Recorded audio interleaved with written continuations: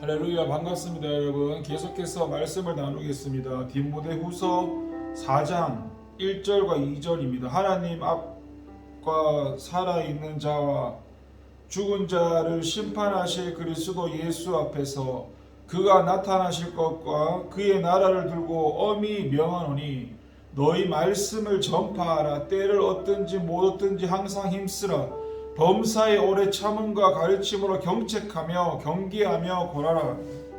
아멘. 여러분, 전도는 성도의 신앙생활의 기본입니다. 예수님의 재림을 상기시키면서 엄히 명하노니라고 함으로써 1절에 강한 권면을 할 것임을 암시한 바울은 이어 2절에서 너는 말씀을 전파하라고 하였습니다. 또 덧붙여서 때를 얻든지 못 얻든지 항상 힘쓰라고 함으로써 복음 전파를 매우 강력하게 강조하고 있습니다. 다시 말하면 재림 신앙을 상기하면서 진리를 거부하는 세상 속에서 성도가 반드시 해야 할 일은 전도라는 것입니다. 전도는 이 세상에서 사는 성도 누구에게나 모두 다 주어져 있는 그 사명입니다. 그런데 우리는 이에 대하여 다르게 생각하는 경향이 있습니다. 전도란 신앙의 완성에 이른 사람들이나 할 수 있는 것이라고 생각하는 것입니다. 또 전도하는 것보다 얼마나 열매를 맺었는가 하는데 관심을 집중하는 경향도 있습니다.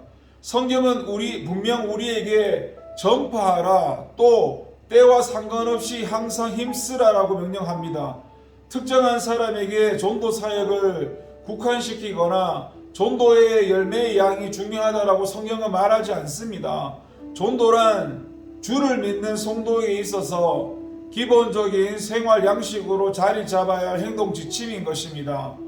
미국의 35대 대통령 케네디는 만일 눈먼 자가 화염에 떨어질 위험한 지경에 있다면 당신은 가만히 앉아 평안할 수 있겠는가라고 하였습니다.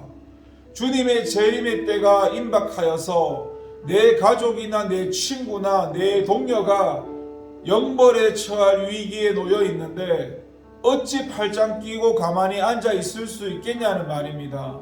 물론 전도 훈련을 받아서 복음을 어떻게 전해야 하는가를 배우는 것도 중요합니다. 하지만 전도에 있어서 가장 중요한 것은 전도의 필요성을 깨닫는 것입니다.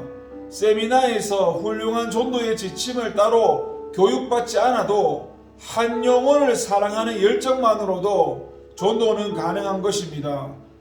여러분, 어떤 조지 트루엣이라는 사람이 이런 말을 했는데, 예수께 한 영혼을 인도하는 것이 이 세상을 살아가면서 얻을 수 있는 가장 귀한 것이라고 하였습니다. 우리는 이 말에는 쉽게 아멘을 합니다. 그러나 그 영혼을 위해서 바로 당신이 복음을 전해야 한다고 하면 쉽게 아멘이 떨어지지 않습니다. 나름대로 타당한 이유를 댑니다. 난 세례 받은 지도 얼마 안 되고 시간도 없고 내 모습은 아직 부족하고 이것이 정말 너는 말씀을 전파하라는 권면에 대한 합당한 대답이라고 생각하십니까?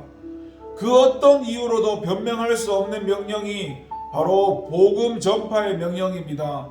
로마서 10장 14절을 보면 그런즉 그들이 믿지 않은 이를 어찌 부르리요 듣지도 못한 이를 어찌 믿으리요 전파하는 자가 없이 어찌 들으리요라고 하였습니다.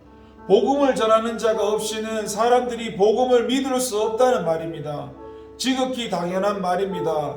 어느 유명한 기독교 인사의 천사는 복음을 전할 수 없다. 오직 바울이나 당신이나 나만이 복음을 전할 수 있다라는 말처럼 우리가 복음을 전하지 않으면 그 어떤 존재도 복음을 전할 수 없는 것입니다. 그래서 여러분, 전도는 성도인 우리에게 특별하게 주시는 하나님의 준엄한 명령임을 깨닫고 그 명령을 충성스럽게 준행하는 저와 여러분 되기를 소망하고 기도하겠습니다. 기도합니다. 하나님 감사합니다. 말씀대로 살게 하옵소서. 예수님 이름으로 기도합니다. 아멘.